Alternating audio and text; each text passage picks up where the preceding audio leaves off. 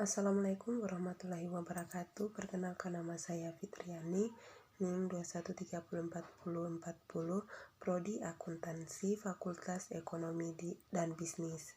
Di sini saya akan membuat video buat tugas akhir pengauditan 2. Yang pertama, PT ABC adalah sebuah perusahaan yang akan diaudit oleh kantor akuntan publik. Selama proses audit ditemukan ketidaksesuaian antara saldo kas yang tercatat dalam buku kas perusahaan dengan saldo kas yang tercatat dalam laporan keuangan. Berikut adalah informasi terkait saldo kas menurut buku kas perusahaan: 50 juta. Saldo kas menurut laporan keuangan 45 juta. Saldo kas menurut 48 juta. Terdapat cek yang belum disetorkan ke bank sebesar 2 juta. Terdapat setoran tunai ke bank yang belum dicatat di buku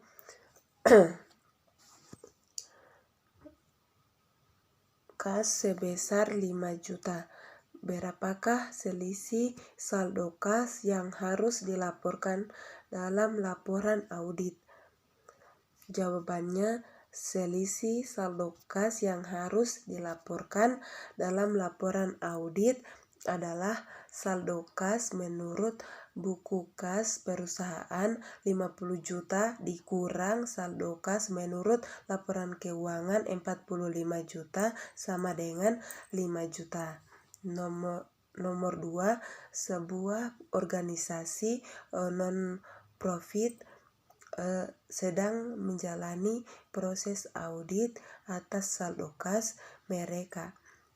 Dalam penyelidikan awal, auditor menemukan beberapa perbedaan antara saldo kas yang tercatat dalam buku kas organisasi dan saldo kas yang tercatat dalam laporan keuangan mereka. Berikut saldo kas menurut buku kas organisasi $10.000, saldo kas menurut laporan keuangan $8.500. Terdapat penerimaan uang tunai sebesar yang belum dicatat di buku kas sebesar $1.200. Terdapat penarikan uang tunai yang belum dicatat di buku kas sebesar $7.000. Berapa selisih saldo kas yang harus dilaporkan dalam laporan audit? Jawabannya, selisih saldo kas yang harus dilaporkan dalam laporan audit adalah saldo kas menurut buku kas organisasi $10.000 dikurang saldo kas menurut laporan keuangan $8.500. Namun karena terdapat penerimaan uang tunai yang belum dicatat di buku kas sebesar $1.200 dan penarikan uang tunai yang belum dicatat sebesar $700, maka selisih saldo kas yang harus dilaporkan dalam laporan audit adalah $1.500 ditambah $1.200 dikurang $700 sama dengan $2.000. Nomor 3, apa yang dimaksud dengan metode kas umum? Metode kas umum adalah metode penilaian yang mengharuskan semua penerimaan dan pengeluaran kas perusahaan dicatat dalam satu akun tunggal, yaitu akun kas.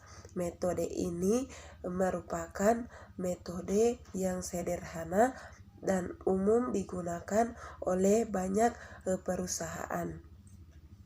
Nomor 4, sebutkan 2 kelebihan dari penggunaan metode kas umum dalam pengelolaan keuangan perusahaan.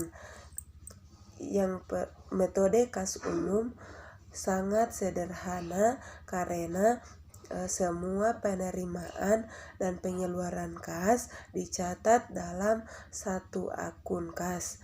Hal ini membuat dipahami dan diikuti oleh pemilik perusahaan, manajer, atau petugas keuangan perusahaan.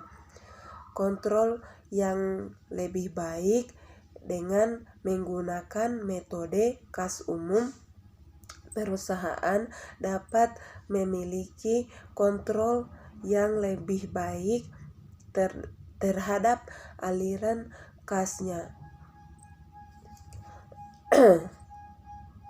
Semua transaksi kas secara langsung dalam akun kas, sehingga memudahkan dalam memonitor dan memeriksa transaksi keuangan perusahaan.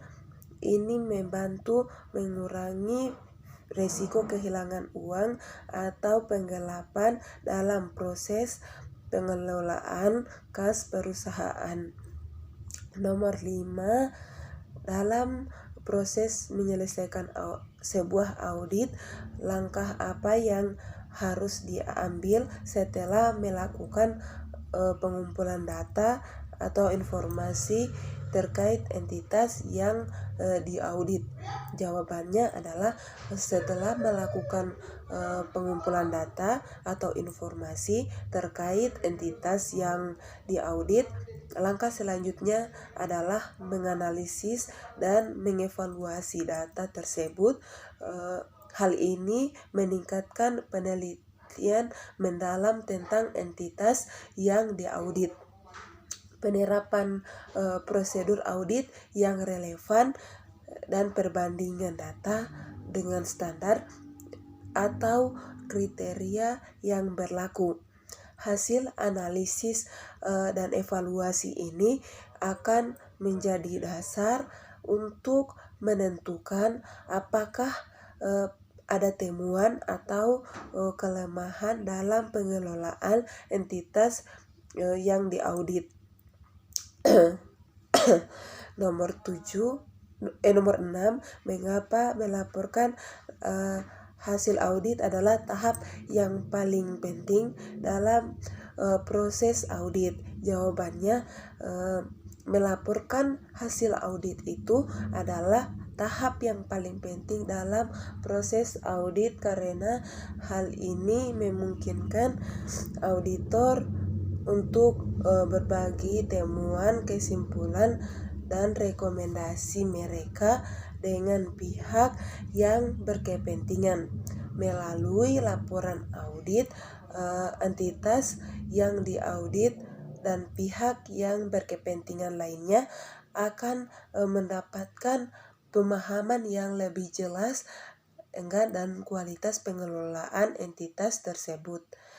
Kepatuhan terhadap peraturan dalam laporan keuangan serta temuan atau masalah lain yang ditemukan selama proses audit.